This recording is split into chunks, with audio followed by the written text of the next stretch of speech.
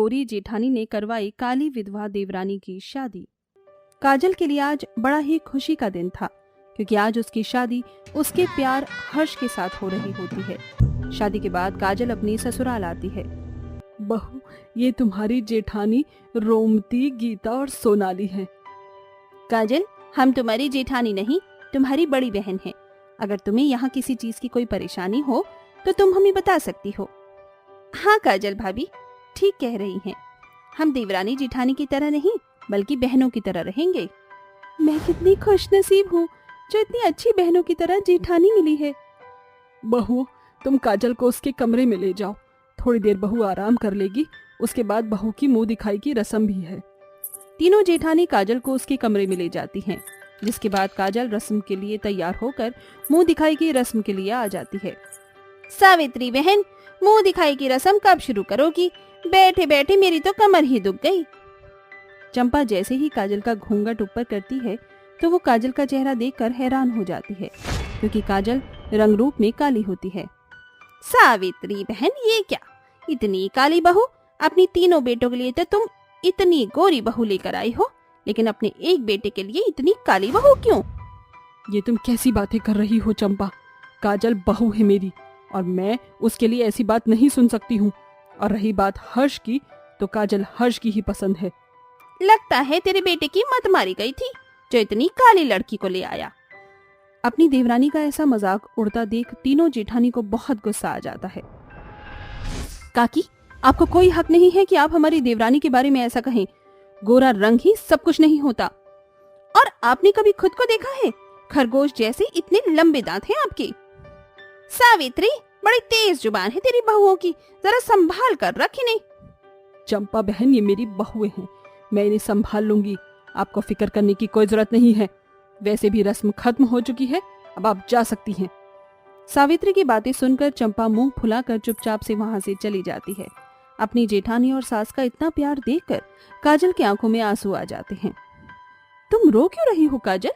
हम तुम्हारे साथ हैं। कोई अगर तुम्हें कुछ भी कह दे तो तुम हमें बता देना।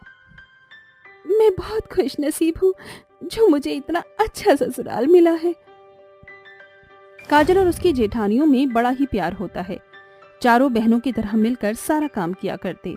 ऐसे ही कई दिन गुजर जाते हैं और एक दिन, happy birthday my sweet heart. Thank you so much Harsh. तो बताओ क्या चाहिए तुम्हें? जो आप प्यार से दे। तो ठीक है, मैं शाम को तुम्हारे लिए बहुत सारा गिफ्ट लाऊंगा। इतना बोलकर हर्ष अपने ऑफिस के लिए निकल जाता है। शाम होते ही हर्ष जल्दी से अपनी कार निकालता है और गिफ्ट खरीद कर घर जाता है कि तभी अचानक हर्ष की गाड़ी के सामने एक ट्रक आ जाता है, जिससे बहुत बड़ा एक्सीडेंट हो जाता है। एक्सीडेंट इतना भयानक होता है कि हर्ष की ऑन द स्पॉट मौत हो जाती है। जब हर्ष के घर वालों को हर्ष के एक्सीडेंट का पता चलता है तो वो भागे भागे हॉस्पिटल आते हैं। आप मुझे छोड़कर नहीं जा सकते हो, आपके बिना मेरा क्या होगा? अपने पति की मौत से काजल को बहुत बड़ा सदमा लगता है, जिसके बाद ना तो काजल कुछ खाती है न पीती है। कुछ खा लो, कब तक ऐसे भूखी रहोगी? जो होना था वही होता है, इसकी वजह से तुम अपनी सेहत मत बिगाड़ो। हाँ काजल, प्लीज खा लो, तुमने 2 दिन से कुछ भी नहीं खाया है। अपनी जेठानियों के ऐसे बार बार बोलने पर काजल खाना खा लेती है और ऐसे ही कई दिन बीत जाते हैं। सावित्री बहन, मैंने अपने घर में पूजा रखी है, तुम अपनी बहुओं के साथ जरूर आना, लेकिन अपनी छोटी बहू काजल को मत लाना। वो मैं नहीं चाहती कि पूजा में कोई अपशगुन हो। सुरेखा की बातें सुनकर काजल रोते हुए अपने कमरे में चली जाती है। काजल को रोता देख तीनों जेठानियों को बहुत दुख होता है और वो सोच लेती हैं कि वो काजल की शादी दूसरी करवाएंगी। काजल, तुम यहाँ बैठी हो और हम तुम्हें कब से ढूंढ रहे हैं। क्यों भाभी, क्या हुआ? कुछ काम था क्या आपको?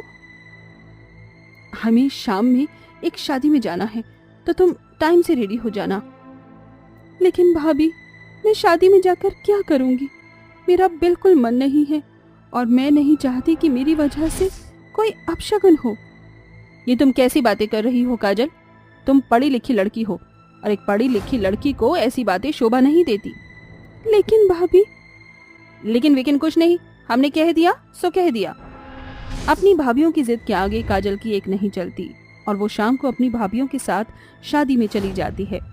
काजल को सफेद साड़ी में देखकर हर कोई तरह तरह की बातें करने लगता है, जिसे सुनकर काजल की आंखों में आंसू आ जाते हैं। ये आप कैसी बातें कर रहे हैं? आप सब पढ़े लिखे हैं, फिर भी आप ऐसी बकवास बातों पर विश्वास करते हैं। आपको कोई हक नहीं है किसी को ऐसे कहने का, समझे आप? विधवा होना कोई पाप नहीं है। अगर ये विधवा है तो इसमें इस बेचारी का क्या दोष? मोहित की बातें सुनकर काजल को थोड़ी बहुत तसल्ली मिलती है। जब गीता मोहित को देखती है तो वो बहुत हैरान हो जाती है, क्योंकि मोहित उसका कजन होता है। अरे मोहित, तुम और यहाँ? लेकिन तुम तो पढ़ाई करने के लिए विदेश गए थे ना, तुम इंडिया कब आए? दीदी, बस मैं 2 दिन पहले इंडिया आया था और मैं आपसे मिलने के लिए आपके घर ही आने वाला था, लेकिन आप तो मुझे शादी में मिल गए। भाभी और काजल, इससे मिलिए, ये मेरा कजिन है। ये पढ़ाई के लिए विदेश गया हुआ था, 2 दिन पहले ही इंडिया आया है। Hi everyone. हाय। मोहित और काजल बातें करने लगते हैं, जिसे देखकर काजल की तीनों जेठानी को बहुत खुशी होती है, क्योंकि काफी समय बाद काजल इतनी खुश थी और किसी से इतना हंस हंस कर बातें कर रही थी। गीता, मोहित एक बहुत अच्छा लड़का है। तुमने देखा ना कैसे उसने हमारी काजल की साइड ली। मैं सोच रही थी कि अगर काजल मोहित की शादी हो जाए तो कितना अच्छा होगा। भाभी, मैं भी यही सोच रही थी। मैं कल ही मोहित से मिलकर इस बारे में बात करती हूँ। मोहित को काजल का इतना शांत स्वभाव अच्छा लगता है और काजल भी मोहित के साथ अच्छा महसूस करती है। अगले दिन होते ही गीता फौरन मोहित से मिलने के लिए जाती है और उससे गीता के बारे में बात करती है, जिसे सुनकर भाभी, मुझे भी आपसे इसी बारे में बात करनी थी। जब मैंने कल काजल को पहली बार देखा, तब से ही मुझे काजल पसंद है और मैं काजल से शादी करने के लिए रेडी हूँ। लेकिन क्या काजल मुझसे शादी करने के लिए तैयार है? तुम उसकी चिंता मत करो, वो हमारी जिम्मेदारी है। हम काजल को खुश देखना चाहते हैं। मुझे ही नहीं लगता कि काजल को तुमसे अच्छा लड़का मिल सकता है। इतना बोलकर गीता घर वापस आ जाती है, जिसके बाद तीनों जेठानी इस बारे में काजल से बात करती हैं। भाभी, ये आप कैसी बातें कर रही हैं? आप जानती हैं ना, मैं विधवा हूँ। समाज क्या कहेगा? तुम समाज का नहीं, अपना सोचो। हर किसी को खुशी पाने का हक है, समझी? लेकिन भाभी, मोहित जी को मुझसे शादी करने में कोई भी दिक्कत परेशानी नहीं है। काजल, मोहित तुमसे प्यार करता है और वो तुमसे शादी करना चाहता है। काजल अपनी तीनों जेठानी की बात मान लेती है, जिसके बाद कुछ ही दिनों के अंदर काजल और मोहित की शादी हो जाती है। भाभी, आप जैसी जेठानी जिस घर में होंगी, उस घर में कभी देवरानी को कोई परेशानी नहीं होगी। आप सच में मेरी बड़ी बहन ही हैं। काजल, तुम्हें ये सब कहने की कोई जरूरत नहीं है। तुम हमारी बहन ही हो, समझी? और हम हमेशा यही चाहेंगे कि तुम खुश रहो। गीता की ये बात सुनकर काजल की आंखों में आंसू आ जाते हैं और वो अपनी तीनों जेठानियों से गले मिलती है, जिसके बाद काजल अपनी नई जिंदगी की शुरुआत करती है। तारा खुशी के साथ खुद को हल्दी लगा रही होती है, तो वहीं गर्भवती शगुन उसके आगे गिड़गिड़ाकर बार बार एक ही बात बोल रही थी। तारा, मैं तुम्हारे आगे हाथ जोड़ती हूँ, रोक दो ये शादी। मुझसे मेरा पति मत छीनो। मैं रवि के बच्चे की माँ बनने वाली हूँ। मैं तुम्हारे सामने अपने सिंदूर की भीख मांगती हूँ। तुम तो मेरी सहेली हो ना, फिर क्यों बन रही हो मेरी सौतन? क्योंकि मैं तुम्हारे पति से प्यार करती हूँ और मैं कह रही हूँ कि मेरे और रवि के रास्ते से हट जाओ। आज मेरी हल्दी है और कल हमारी शादी। वैसे भी तुम इतनी काली कलूटी हो, तुम रवि को डिजर्व नहीं करती हो। तारा शगुन की एक भी नहीं सुनती है और साथ ही उसे उसके काले रंग के लिए कोसती रहती है। आखिरकार तारा और रवि की शादी हो जाती है और शोभा खुशी से तारा का गृह प्रवेश कराती है।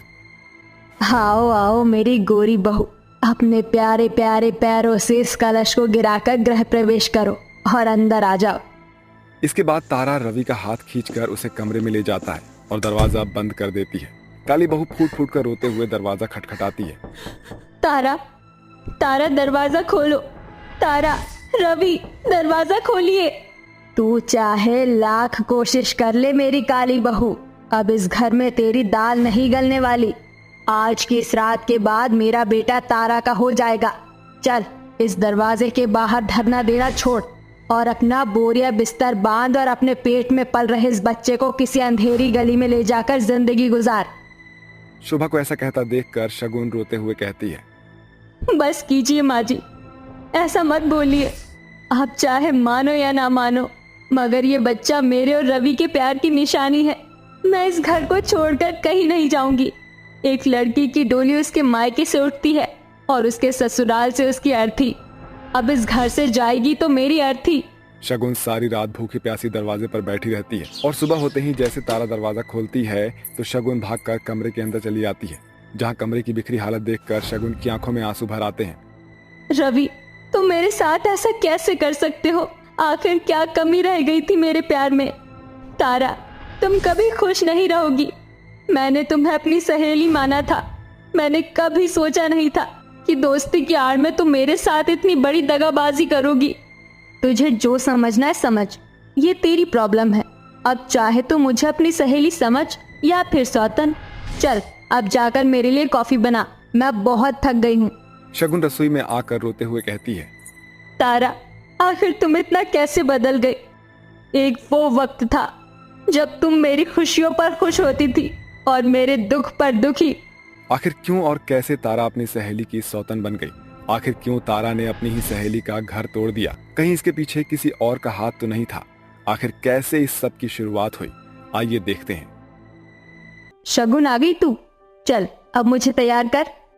मुझे लगा ही था कि तू अब तक तैयार नहीं हुई होगी।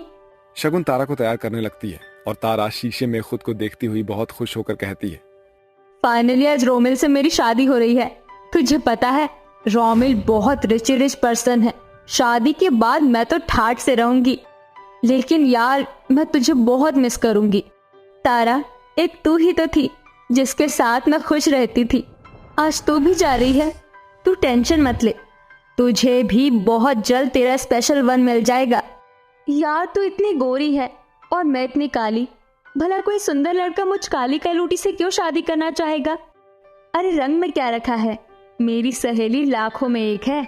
इसके बाद तारा की शादी हो जाती है और वो अपने ससुराल चली जाती है। वहीं शगुन भी पढ़ाई पूरी करके अपनी नौकरी करने चली जाती है, जहां उसकी मुलाकात रवि से होती है और रवि शगुन को शादी करके अपने घर ले आता है। मगर शगुन का काला रंग देखकर शोभा बिल्कुल भी खुश नहीं होती। अरे राम, ये दिन देखने से पहले मैं मर ही क्यों नहीं गई? मेरा बेटा अपनी मनमर्जी करके काली बहू घर ले आया। माँ, शगुन बहुत अच्छी है, उसे खुद को साबित करने का एक मौका तो दो। रवि शगुन को बहुत खुश रखता है, जिससे शोभा मन ही मन अपनी काली बहू से जलती रहती है। तो वहीं दूसरी तरफ तारा अपने पति रोमिल के साथ घूमने जा रही होती है। तभी दुर्घटना में रोमिल की जान चली जाती है और तारा विधवा हो जाती है और तारा की सास उसे घर से निकाल देती है। जब इस बात की खबर शगुन को मिलती है तो वो तारा को अपने घर ले आती है। अरे अब ये कल्लू माई किस विधवा को घर उठा लाई है? माँ जी, ये तारा है मेरी सहेली। ये कुछ दिन हमारे साथ ही रहेगी। जितने दिन रखना है रखो, मैंने कब मना किया। आओ बेटी, यहाँ बैठो। सफेद साड़ी पहनी हुई तारा सोफे पर बैठ जाती है। शोभा तारा के गोरे चिट्टे रंग को देख मन ही मन उसे अपनी बहू बनाने का ख्याल बुनने लगती है। किसी तरह तारा मेरे घर की बहू बन जाए तो इस जली हुई उबली से जान छूटेगी। एक दिन शोभा तारा को भड़काती हुई कहती है, तारा ये लो, मैं तुम्हारे लिए सूट लाई हूँ। मगर माँ जी, मैं तो एक विधवा हूँ। अरे बेटी, भले तो विधवा है मगर है तो इंसान ही ना। और क्या तुझे जीने का कोई हक नहीं? सच कहूँ तो तेरे सुंदर चेहरे पर ये सफेद साड़ी बिल्कुल भी अच्छी नहीं लगती। मैं तो चाहती हूँ कि तू मेरे रवि से शादी कर ले। माँ जी, आप ये कैसी बातें कर रही हैं? रवि मेरी सहेली का पति है। मैं अपनी ही सहेली की सौतन नहीं बनना चाहती। अरे तारा, तू बड़ी भोली है, मगर तेरी सहेली जितने रंग की काली है उतने ही दिल की काली है। मेरा रवि तो तुझे चाहता है, उसे तो घास भी नहीं डालता। शोभा शगुन के खिलाफ तारा के मन में पूरी तरह से जहर भर देती है, जिसके बाद तारा रवि का ख्याल रखने लगती है। तो वहीं रवि भी अपनी गर्भवती पत्नी और 7 फेरों की दहलीज को भूलकर तारा की तरफ खींचता चला जाता है और रवि से शादी करके तारा अपनी ही सहेली की सौतन बन जाती है। रवि, आज डॉक्टर के पास जाना था, आपको याद तो है ना?